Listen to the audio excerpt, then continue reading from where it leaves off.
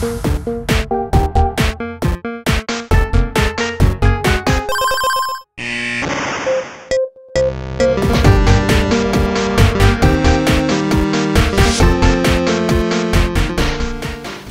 I'm just going to jump into the show. Stuart, how are you doing? I can't reach the mic. That was intentional. Welcome back to the Curbsiders. Well, hi, Matt. How are you doing? Well, I think we've already established that I'm doing just fine, Stuart. But we are live at ACP. This is rather unusual. I haven't met most of the people in this room in person until today. All right, learning stuff, Stuart. Thank you for that incisive commentary. So, Paul, before everyone tunes out, why don't you tell people what this show is about, what we're going to be doing today? Sure, happy to. Thanks for asking as always. We are the Internal Medicine Podcast. We use expert interviews to bring you clinical pearls and practice-changing knowledge. Usually, this time around, the format's a little bit different. We still have experts with us, but we're actually bringing to you clinical pearls we picked up from various sessions at ACP's 2019 conference. And so we have the excellent and amazing Dr. Renee DeVersal, who was with us for our Peabody Award-winning ultrasound episode, who's going to help us out with that, as well as a bunch of correspondents. So we have a lot of knowledge bombs to drop on you. I won't even shame you for skipping ahead, though I will say, every person I meet now makes a point of telling me that they don't skip ahead, which is nice. So I feel like You've shamed me. Yeah, so I think we should do a pre and post test of my shaming and see if it made a difference. So I think on this episode, I'll just, I'm probably going to skip some of the pearls here or miss some of them, but we're going to be talking about back pain, we're going to be talking about women's health, cardiology, maybe some syphilis, definitely some syphilis, and a whole bunch of other random stuff that we found interesting in the first day or so of the conference here and some of the pre-course. But let's introduce our guest, Renee DeVersal. She's our Chief of POCUS at Kashlak Memorial. Renee, thank you for being here. Thanks for having me. This is super exciting. I was super excited to be at the POCUS pre-course because that is a marvel in teaching, and we are not getting paid to say this. My mic is not loud enough? No, it's pretty low. All right, let me turn my mic up a little bit. Better. Normally I talk too loud. So Renee, but Stuart, I think maybe you saw the second day of the pre-course, but it is amazing. There's like live patients there, like 25 live patients, 25 instructors.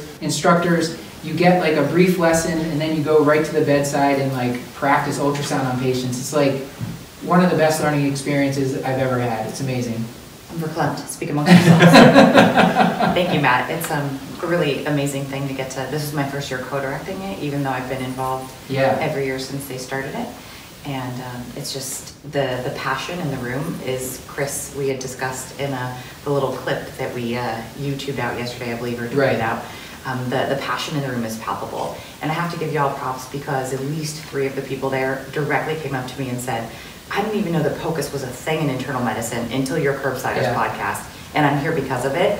And so, yeah, it was really pretty awesome because one of the goals is to actually change practice and get it out to the masses, because I don't think there's a single patient in the world that wouldn't benefit from a little POCUS. Yeah, I heard you had a waiting list of like 100.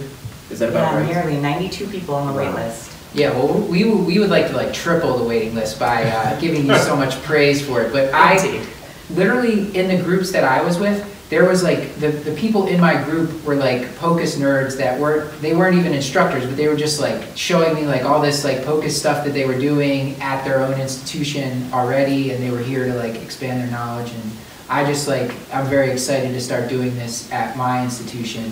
Thanks. It was also really great because there were a lot of quite senior physicians in the group, and so to me that means we're penetrating, because for a long time it was, why would I do that? They do that in the ER, or why? That's not going to change my practice. And so it was really great for us to see an increasing crowd and an increasingly diverse group of people meeting. So I think that what I was most impressed with, like I always found ultrasound like so intimidating because I can look at a CAT scan and be like, okay, I kind of know what that is and stuff, but the way that you all teach it and like all the different things that you're like shred sign and all this curtain and all this stuff, like it makes you remember things, and it's like you very quickly start to build up like where you actually can look at an ultrasound and get some information from it. Yeah, and Chris mentioned that last July on the POCUS podcast that he felt like he came to our course and then went back and was like, oh my gosh, I totally can see that. I can tell what that is. And I also have to give props to all of the incredible faculty that we have at the course, the lecturers, all the hands-on people. It really is almost entirely a who's who of internal medicine. People, of course, teach at other, SHM, and we're working on SGIM and basically every national internal medicine group.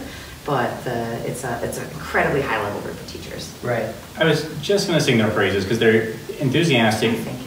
They could not be nicer. Like because even me, I was learning. It doesn't even matter. I think the DVT scan. And one of the instructors was like, "Well, if you're someone who doesn't do a whole lot of central lines, I can see why you would put a probe there." So I was like, "Oh, that's a really nice way to say that's not where you put that at all." Like it's just like they made you feel so comfortable, even if you didn't know what you were doing. So they were just the faculty to a person were spectacular. It was a great experience. Yeah, and unusually, like I said this to Paul, I was literally like, this seems like a very happy, nice group of people, like outside of the normal. It was unsettling. Yeah. It was. Yeah, we're not like, what are these crazy people taking?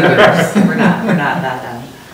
We just really love it, and it's so exciting because for a long time, we would have our interest group meetings, like we'd be hidden away in a little side part of ACP, or we'd like go to a bar or something, like the EM people talk about in the early days, their interest group meetings being in their hotel rooms. Right. And it's like, we have arrived. We have a little sticker on badges. Yeah. There's Ultrasound Alley in the Focus on focus, right? Center. Yeah, we're hitting the big time, and we are fired up for it. All right. Well deserved. So I think this is going to be a shorter episode, so we got to get into clinical pearls. I think people now are getting the idea that POCUS is something they need to be doing. And why don't we start, Renee, with you. As our esteemed guest, why don't you tell us what did you learn today so far? So I'm on the ACP Clinical Skills Committee, and that means I get to go judge talks as a monitor. But the good news is that they're all excellent. So this morning I went to see Pearls from Clinical Images to Improve Your Knowledge Base and Refine Your Clinical Skills by Dr. Paul Aronowitz. And so two of my favorite ones, I am from Oregon, but I did my residency back in Boston. So when I moved back, Lyme was everywhere, but before it was only in the textbooks. And so it was, you learn the erythema migrans, your central clearing, all of those things. And so he actually had a couple of different pictures and gave some stats that only 10% of the Lyme disease rash, the erythema migrans, actually has that central clearing. So it's yet another thing that we study for the boards. That it's is not totally unhelpful. Like 9 out of 10 patients are not going to have central clearing. Yeah, so the one that he showed had a nice kind of dusky, bluish, almost purplish central area. And then he also showed another case of bullous erythema migrans, which just was, I'd never even heard that terrifying. before. So yeah, it looked kind of terrifying as well. Yeah. So that was a big one that I learned. And then he also had a cool picture of a woman with just frank proptosis seen laterally, and from the front you could see her entire sclera all the way around her iris. And so he dropped a knowledge bomb on me that I had no idea, which is that lid retraction has a positive likelihood ratio of 33 for hyperthyroidism. So even if your pretest probability is astronomically low, if you use that fancy little nomogram, it's pretty darn high afterwards.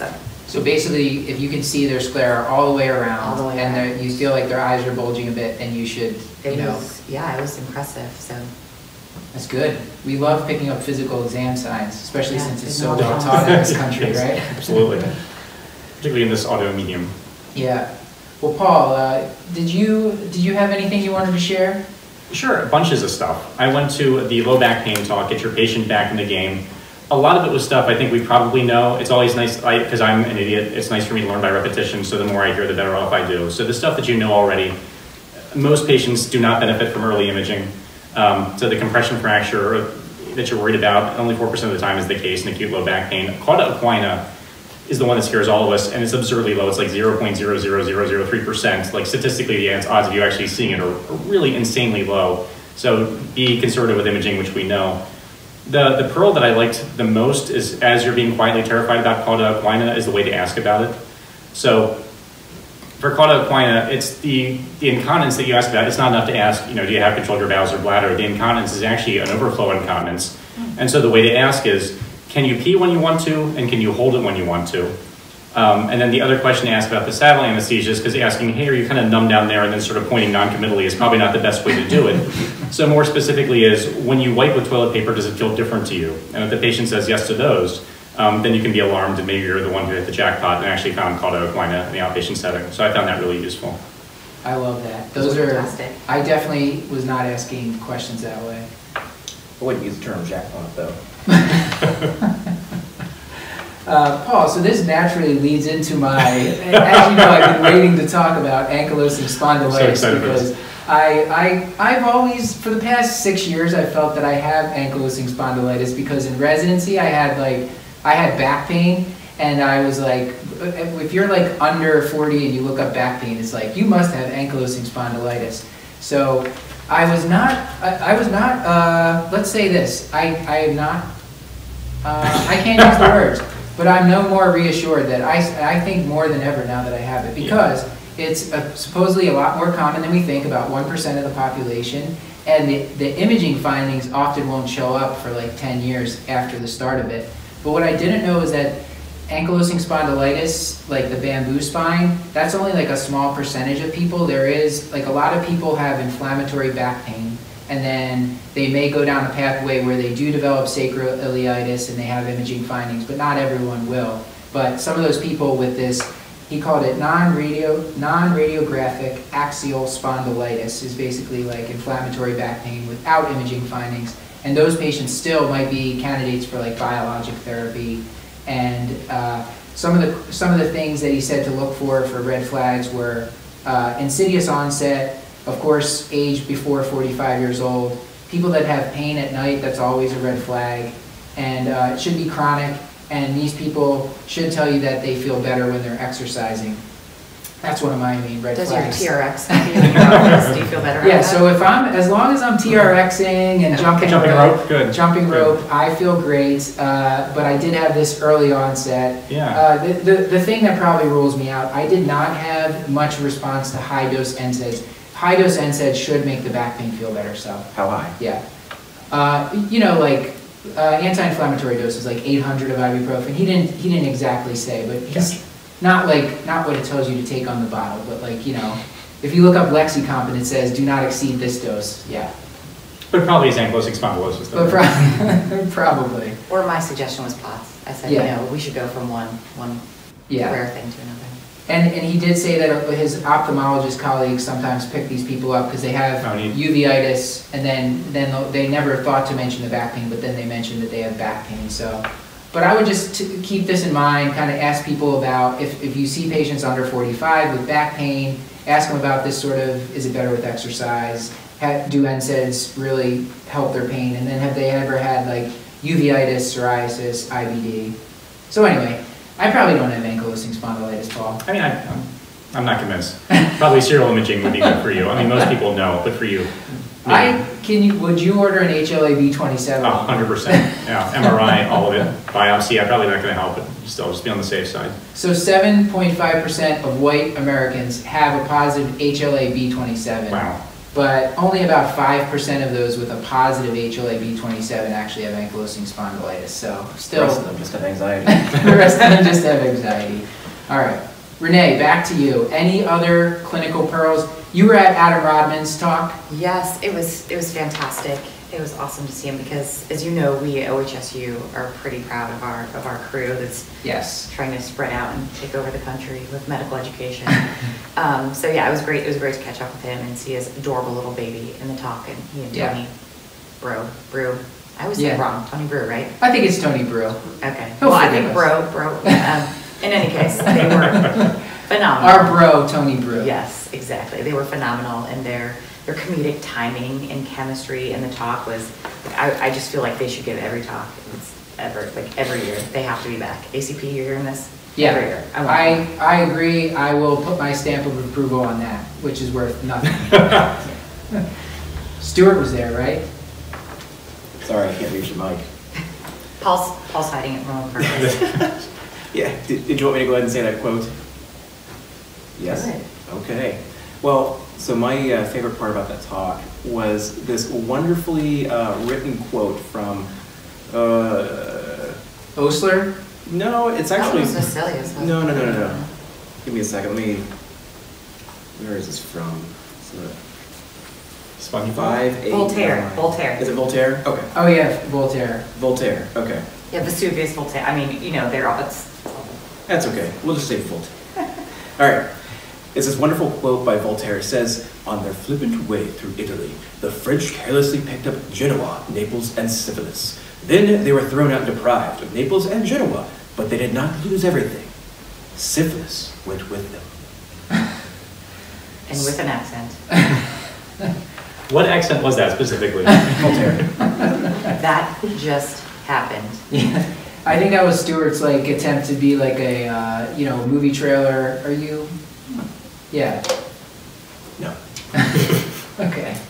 All right. So Renee? What pearls from the Adam Rodman Tony Brew talk? What was your favorite pearl about that whole thing? I mean, this was like an extensive talk that took us through many ages. All the way through the history. Having just mentioned the rash of Lyme disease, I too found the pearl very interesting that the treponemes, they classically do best at 34 degrees, which is why the rash is such a prominent manifestation. And there were all kinds of things that they did to try to kill them, including malarial therapy, which is insane.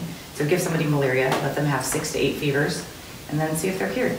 Right. And it actually does cure people more often. Yeah. This was some like crazy doctor during World War I was injecting malaria into patients who were in an insane asylum for neurosyphilis. Yeah.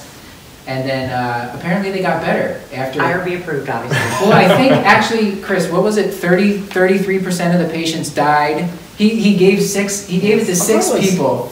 It was 2 to 10%. I think he said he gave it to 6 people. 2 of them died. Oh. Yeah. But the other 4 got better or were cured. So you got that going for you. But historically, it was 2 to 10%, I think, right? Died. There was so much great information. I couldn't even absorb it all. Yeah, this is, keep in mind, everyone, this is a hot take, so feel free to verify anything that we say on this episode. Also, Chris, that you mentioned that Adam Rodman in his Bedside Rounds has an entire great episode on syphilis. Therefore, we... Plus, this entire talk was a podcast which will be released. Yes, exactly. So... Just go back and... Yeah, so you can fact check this. As my dad always said, don't sweat the small stuff. Yeah.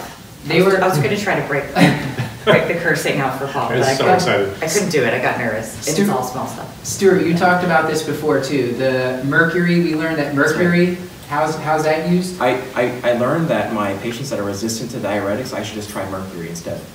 Yeah, so apparently mercury was an early diuretic because in syphilis they thought that, I think this was sort of getting rid of the humors. They'd give mercury, they would put mercury on people's skin and they would their tears would come out and they would be urinating like crazy. So apparently mercury is a type of a diuretic. And it also stimulates your catecholamines. I mean, come on, you can't go wrong. Yeah. You could take a sauna in it. Basically, they had mercury saunas. Right. Yeah, but mercury no longer used as a medication because it is quite toxic and shouldn't be used, especially now since we have penicillin, which has been around for 75 years and there's still no resistance, at least for syphilis. Thank goodness. We'll find out that's toxic in 75 more years. Maybe. Okay. Well, we should get some of the correspondence rolling through here. First up is Molly Hoybline, whose last name is often mispronounced, but I think I got it right. You actually did. It's Hoybline. Hoybline. Oh! That's okay. You're all good. You got Matt. So it was fun. How did I get it wrong? I don't know, Matt. How did you not get it wrong, this question? Yeah, okay. It's not surprising. I'm sorry, Molly. No, that's fine. Yeah, so I went to 2 great talks today, and the first one I wanted to talk about was the update in women's health with Dr. McNeil and Dr. DiNardo. So they went through a lot of really interesting publications that have come out in the past year relating to women's health. And a couple that I wanted to highlight was a study that was just published in 2018 in NEJM about treatment of osteopenia. And so we're all used to treating osteoporosis with bisphosphonates, but usually with osteopenia we recommended to check a FRAX score and see if a patient reaches a certain threshold. In this study, though, they just took patients with osteopenia and didn't calculate a FRAX, so it was women over age 65, and the mean T-score was -1.6. And they treated them with zoledronic acid every 18 months, so a little bit different from how we would normally treat osteoporosis every 12 months. And in 4 years, the number needed to treat to prevent a fracture was only 10 to 15. So it seems like a pretty effective treatment. Seems pretty promising. Mm-hmm. Yeah. I wonder if that's going to make it into future guidelines. Were they speculating on that at all? They basically just said it hadn't yet made it into them. Yeah, so that sounds like not that's necessarily going to make it in. And then went. And it's hard to know if we can extrapolate that to oral bisphosphonates. True. You know, it may make sense that you could, but it hasn't been studied. Yeah, the next study was one that was published in JAMA Dermatology this past year by Freitas. And that was looking at women who were treated with SERMs for breast cancer. And a lot of women struggle with hair loss following these treatments or during these treatments. And they highlighted that 67% of women on aromatase inhibitors and 33% of women taking tamoxifen developed some level of alopecia that was bothersome to the patient. But the good news was 80% of them improved with topical minoxidil. So we can feel comfortable recommending this to our patients. And then the next study was interesting to me that they actually found money to publish this, but it looked at women who had frequent UTIs and randomized one group to drinking 1.5 liters of water a day, and one group to just drinking their normal amount, which was presumably less. And in the high water group, the 1.5 liters a day, the women had 1.7 UTIs, and in the low water group, they had 3.2. So it was statistically significant. So very easy treatment. That should be just like a public health measure. Yes. Just like everybody do that, and then like on a national scale, like what would that do to kidney stones and UTIs? And, another one that they highlighted was looking at imaging around breast pain. And so breast pain is a common complaint, and most of the time it doesn't relate to cancer in any way. So we really shouldn't be evaluating it with diagnostic imaging. And they highlighted clinically insignificant breast pain as breast pain that involved more than one quadrant and was cyclic and had a normal clinical exam. So most of these women we can just treat symptomatically, and we can really reassure them, and there's no need to evaluate them with imaging. And they looked retrospectively, and 30% of imaging done for 30% of diagnostic breast imaging was done for breast pain. So that's a lot of wasted money and often led to repeat imaging and sometimes biopsies, and none of those turned out to be cancerous. Did they go into like what is symptomatic care for that or anything? Like, is it just NSAIDs or like compresses or something? Yeah, they didn't really talk about it, but it's mostly like bra fitting, NSAIDs. There has been gabapentin has been recommended, like it's for everything. For everything, yes, of course. Yes, I know. Paul does not like that. Evidence-free. Okay, but the big point is, if someone has breast pain, your first thought should not be to proceed to diagnostic imaging. Right, your first thought should be a clinical exam and a history, and so obviously if you feel a lump or see a skin change, you should do diagnostic imaging, but in the absence of those, if it's sort of diffuse pain, just treat it. And does patient age play a role in that at all, or is it not even part of the stratification? Not part of the stratification, yeah. And then lastly, a study that was published in the Journal of Obstetrics and Gynecology this past year was looking at testing for gonorrhea and chlamydia. And we're all pretty familiar with testing routinely in genital sites, but in women we often fail to ask about receptive anal intercourse. And they found that in women who were having receptive anal intercourse, doing genital testing missed 20% of chlamydia and 15% of gonorrhea cases. So we really just should be mindful about asking for that and then doing rectal swabs if women are having receptive anal intercourse. Yeah, not something I was doing on a regular basis, but I would start now. Yeah, Dana Dunn, when we did our podcast on syphilis and STIs with Dana Dunn, that was one of the things she said. You have to ask patients, like, ask them when they're having intercourse, what are they using, and then you have to swab all of those areas, otherwise you're going to miss stuff. Any other ones? Those were the ones from the Women's Health Talk, and then I also attended one on clinical guidelines. And the ACP just put out let me see what they called it, a guidance statement this week. So very new, hot off the press, around breast cancer screening. And the idea with the guidance statement is to help clinicians kind of make sense of multiple different guidelines. And so we have so many different guidelines that are similar but not exactly the same around breast cancer screening, and it was just a look at the evidence and then their opinion on what we should be doing. And the good news is they basically recommend the United States Preventative Task Force guidelines. So in women 40 to 49, clinicians should weigh the benefits and risks, discuss it with the patient, but for most average risk patients, the harms will outweigh the benefits.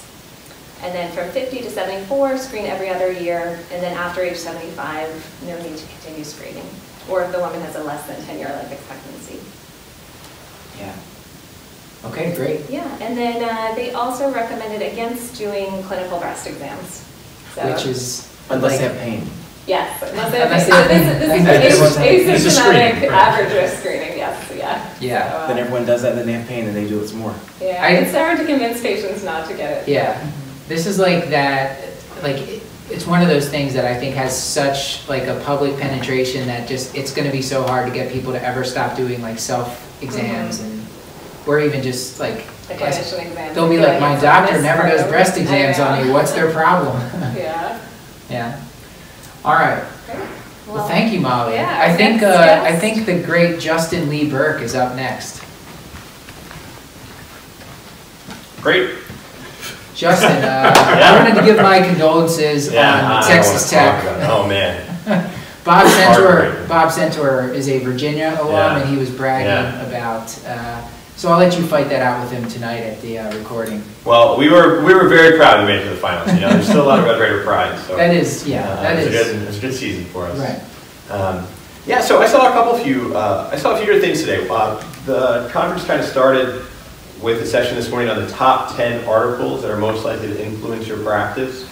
So I always like when the conferences kind of review some of the new material from the past year. And it was reassuring because I think a lot of the stuff we have talked about in previous episodes. So they talked about the ACP guidelines for diabetes and putting a new focus on some of the medications that have more cardiovascular benefits, not just looking at A1C goals. They talked about the study that was on a hot cake not too long ago of the Massachusetts opiate use disorder study, where basically demonstrating that a third of individuals that overdosed on opiates, only a third were receiving long-term care after that in the form of buprenorphine or methadone. Right, which is very disappointing. Which is very disappointing. How many Or hotcakes did that get? I think Paul Sorry, refuses. Paul. It was Paul Yeah, I don't- presented the I feel article. like- I'm not I endorsing gave that. it a five hotcakes, which is almost a full stack. It's a dream of mine to ask how many hotcakes, so Probably was worth it for now. goal accomplished. I think it demonstrates the Thank you, opportunity that still exists for us It's a great way to look at through it. opiate use disorder treatment. Yeah, the study was great. What it was measuring was sad. Actually, if we could rate all the rest of, we'll give hotcakes for all the rest of the pearls that you're doing, just to piss I off really Pearl. wish that we would have. Paul. Pearl. Hey, Pearl. I go Pearl. Some of the other articles, they talked about the new cardiovascular disease guidelines and lipid guidelines, and I know we have an upcoming episode that's going to discuss. And then one of the articles that got a lot of press coverage was this association with very hot tea drinking But not soup. and esophageal cancer. Not soup, not coffee, They actually but tested very those? hot tea. I actually don't think they tested. Did they test? No. I don't think they tested. Okay. No, They that's didn't test specifically- soup, no. That was a secondary That's just analysis. me being snarky. Yeah. And it was actually okay to drink warm tea. It was just very, very hot. And unsurprisingly, if you also smoked and drank alcohol, that increased your chance. So of if you cancer. swallow boiling water, it's bad for you. Bad for you to swallow burning water. Top 10, I made the top 10 list this year. So another one of the sessions was the cardiovascular pearls with Dr. Paul McKee from Mayo Clinic. He had a few good ones that I think are always good reminders and kind of good, just kind of clinical pearls. The first was just looking at loop diuretics, and that furosemide or Lasix is a medicine that has a very wide range of bioavailability. And he quoted any range between 10 and 100% bioavailability. So if you had a patient who's on 160 milligrams BID and is not diuresing well, this is when you would consider going to like a torsemide or UMAX, just because the bioavailability is much more consistent. Another pearl that came up was for patients that have HFpEF, heart failure with preserved ejection fraction. About a third that have confirmed HFpEF on catheterization will have normal pro-BNPs, which is kind of another shot that pro-BNP is not the most widely accurate biomarker for heart failure. One that was pretty interesting was a case presentation of a pre-op patient who got a pre-op EKG that a lot of people moaned about, but showed a new left bundle branch block and there was discussion about what to do with this new left bundle branch block. That was a great moan, Stuart. You would have fit in very well in the session with the group moaning. But he demonstrated this evidence that left bundle branch block has no clear association with coronary artery disease, with ischemic heart failure, or any other serious cardiovascular outcome, so that we can continue to ignore a new left bundle branch block. Tell the anesthesiologist that, see what happens. That's right, but he also made the other important point that even if they had CAD, even if it was a clear-cut marker, 100% they had CAD, if they had a left bundle branch block, you don't do anything for asymptomatic CAD other than treat with optimal medical management anyway. So it doesn't really change all that much. You use the ischemic workup is not, sorry, I didn't mean to steal your thunder, but you don't need to go chasing down an ischemic workup and an asymptomatic patient being the important thing. And one of my fellow POCUS faculty members tweeted that out and said, just soldier someone. But where did this come from? Because like I was taught from training, okay, a left bundle branch block is equivalent to an MI, so those people need to be like worked up. Well, I think that there's still some thought that I know an inpatient, within days if there's a new left bundle branch block, you're always kind of concerned. What he cited was pretty clear evidence of patients coming in with new left bundle branch block and comparing them to matched controls. I mean, there's no significant difference in outcome as far as whether they have coronary artery disease or cardiovascular negative outcomes in any way. So, right, and I think a patient that presents to your ER with crushing chest pain and your left bundle is a different patient where then you do a screening EKG and find a left bundle branch block, and you're like, oh, I don't know what that means. So I think that clinical context is probably markedly different in those patients too. Okay. And one of the ones that I think was the most impressive from a pathophysiology standpoint, this was brought up a little bit in the hepatorenal syndrome episode, but the presenter gave a case of a patient with pretty severe heart failure. He was not diuresing well, but the patient did not want to come in to the hospital. And in these patients that have a protuberant abdomen or have ascites from heart failure, basically demonstrated that if you do a therapeutic paracentesis, not only will they have significant symptomatic improvement, but by removing the fluid, by decreasing the intra-abdominal pressure, you can relieve the renal vessels, you can relieve the pressure that's on the kidneys, and then the patient actually becomes more responsive to diuretic use, and the diuretics become more effective in helping to get the rest of the fluid off. It's amazing. Yeah. Pretty crazy, right? Yeah.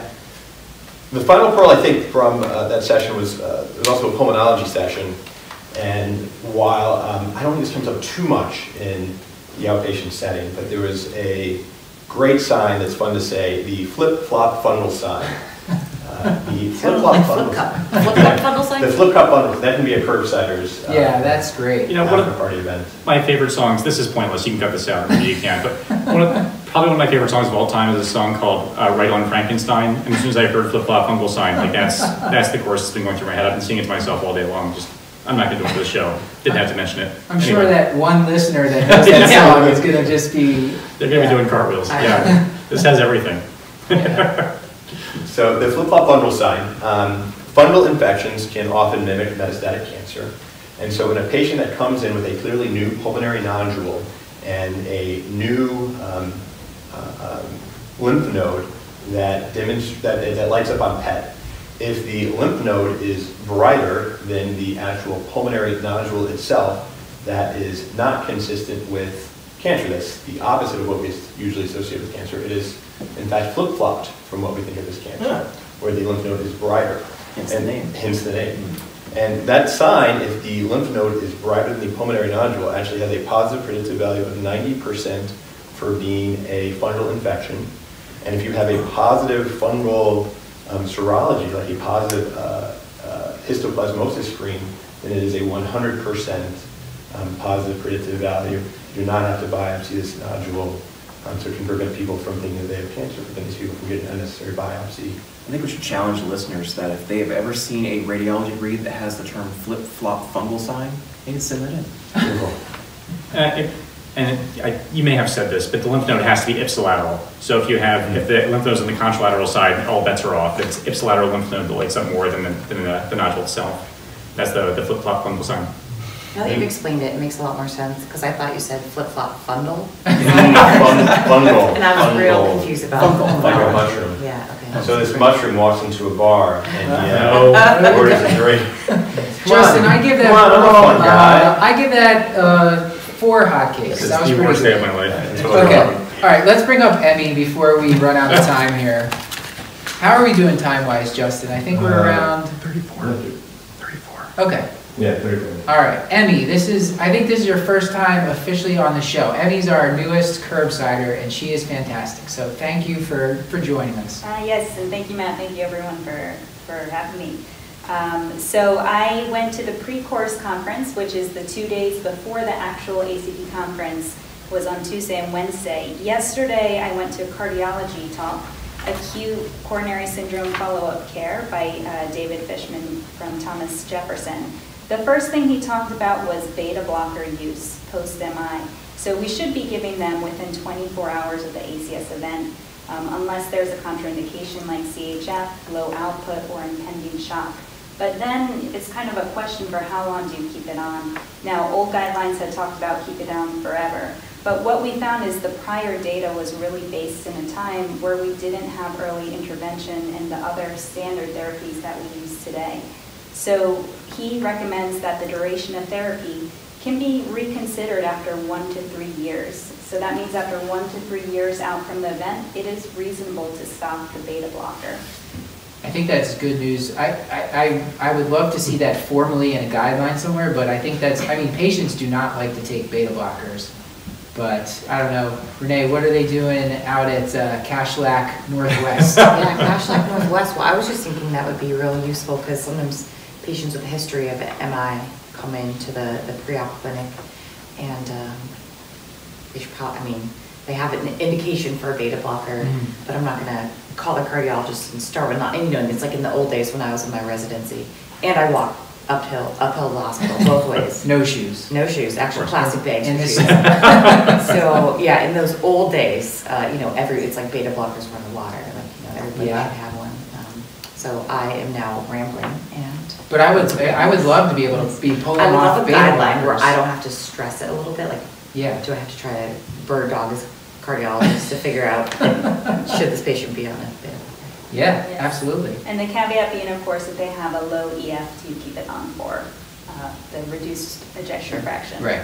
Yes.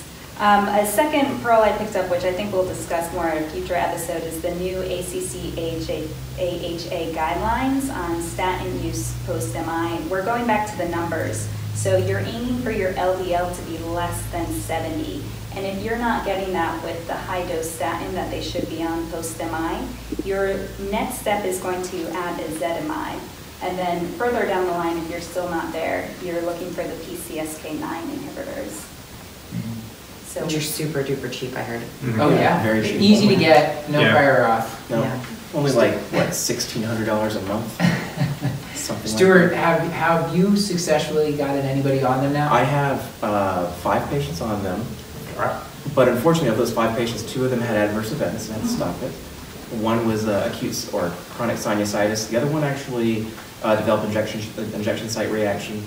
3 of them have been maintained on it. 1 for familial hyperlipidemia, a gentleman who's in his 40s who had his father pass away in his 40s. Another one is a similar story, same thing.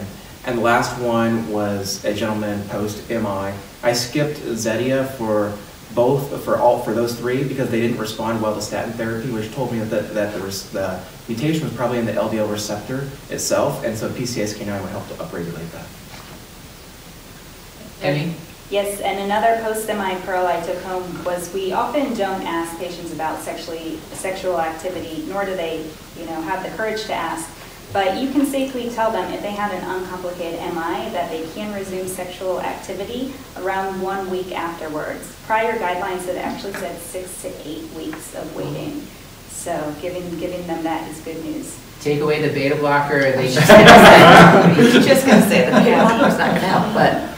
Yep, and just to be aware that 20 to 30% of those patients, the male patients, will have sexual dysfunction. However, less than half of them will bring it up. And you should feel comfortable adding the phosphodiesterase inhibitors as long as they are not already on nitrates. So having had the MI is no contraindication for using the PDE inhibitors. Okay. I think up next is the great. Shreya Trivedi. Yeah, Stuart, remember, we are live streaming this, so I don't want to... We are live streaming? I don't know. Oh, okay. Because she says less than half of them... Chris, are you? I'm not, but okay. I'm not cutting anything. So just simmer down now. I didn't say anything about that one. I let that one just simmer. All right. So... Yeah. The great Shreya Trivedi, how are you? I'm recovered now. Oh, we need to fix the mic. Yeah, Let's pretend like you've done this before. I was like, this is a little weird. Is this your first podcast, Shreya? Yeah. I'm recovered now that I had Molly's water and Justin's coffee. This is like real team effort. That actually wasn't my water, so. Oh, thank you. That was random. And someone else's banana bread. Pearls for a conference is drink a lot of water and pace yourself is what I'm learning. But in terms of clinical pearls, I started off, or one of the talks in the morning was on top 10 med errors. And maybe a big majority of the talk was about INRs and meds that interfere with INR. And I think maybe of the many of them, the two big ones that I want to talk about are Bactrim and acetaminophen for you guys to think about the next time you use it.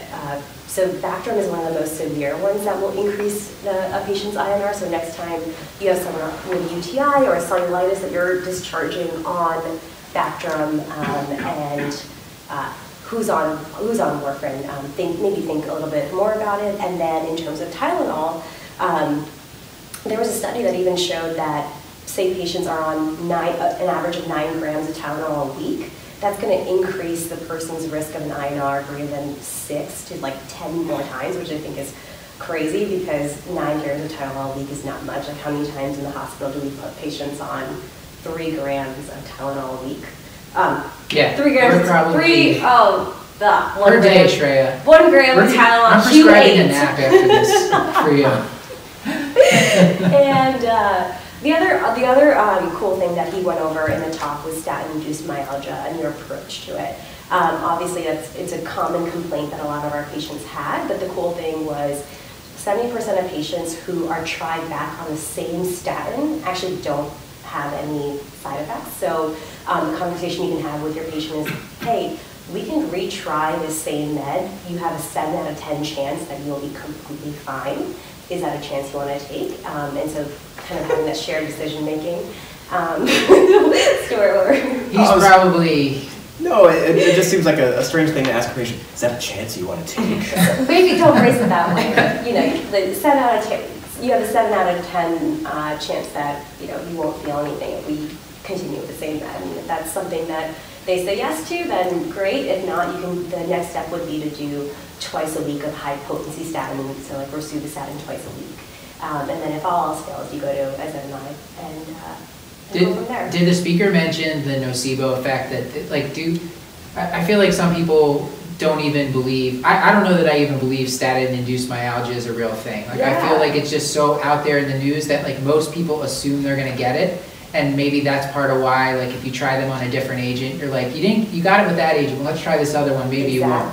Exactly. And so I think the fact that like 70% go on the same one and don't feel anything might be contributing more to that idea as well. And then one last thing, because I know we're running short on time, is on. I did go to Veniola's talk on handoffs, and I'm not really sure how to recap like her whole research career worth of wonderful papers and things, so I will not do that a disservice. But just one fun fact is one of the studies she highlighted was looking at interruptions when sign out is given. And interestingly, it wasn't pagers that was the number one interruption. It was actually side conversations, which I think is just like interesting food for thought, because so many memories I have from residency is like when I'm debriefing that awful night I had, or like, hey, just some time to connect with your co-residents. But just thinking about, that could be actually harming me getting across important messages to the day team. And so to have those side conversations before or after the handoff, but use handoff as a time to be like more of a sacred time of making sure the next team is getting the important information they need. Did the definition of side conversation include editorialization? So like talking about the hospitalization but not giving an actual handoff? We didn't go into that. We'll have to tweet Minnie and was there any kind of how did she recommend you avoid that? Is it maybe just like the person that's getting the sign out is in a room with just one other person at a time rather than like a big room where there's like multiple conversations going on? Yeah, so I mean, she actually started off with a study where they looked at it in pediatric handoff, because in peds, they have these like windowed off sign out, I don't know what peds is like, but basically the quote unquote optimal environment where you're not having environmental distractions. And even then they found 60% of the quote unquote important information was not communicated. So yeah, all this just goes to show we need to be more thoughtful about it. I believe the side conversations, I'm incredibly easily distracted. It's like, sure, I just, when people are talking behind me, I really struggle to focus in on what they're trying to tell me, someone else. Especially if it's some like really good hospital gossip or something like that. Like there's an ultrasound picture over there. Yeah.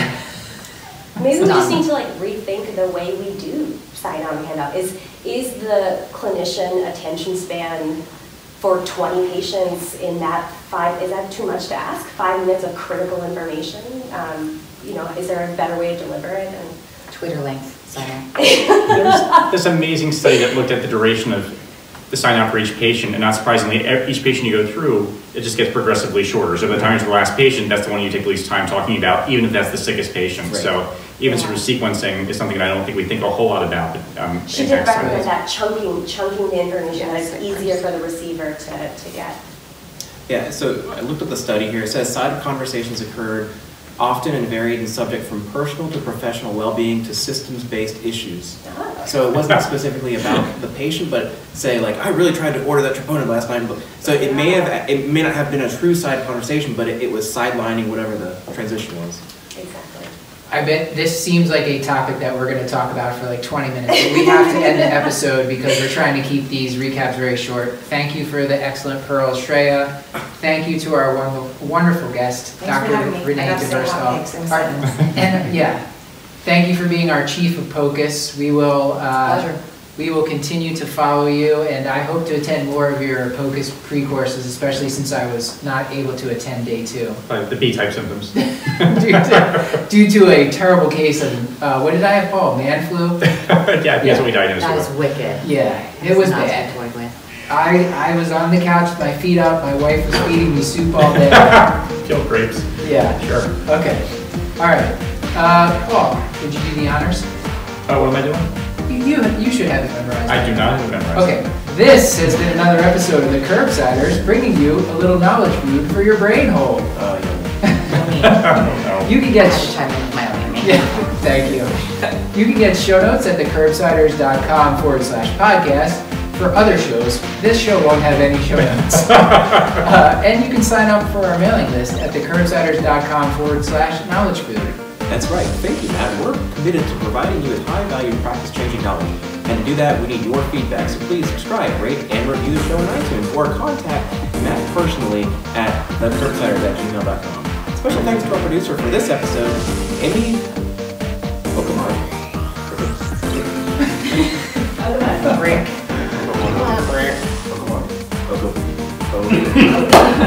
Stop trying. Can we just take a moment to actually say it correctly? I mean, how do you pronounce it? I mean, say your name for us, please. Amy Okamoto.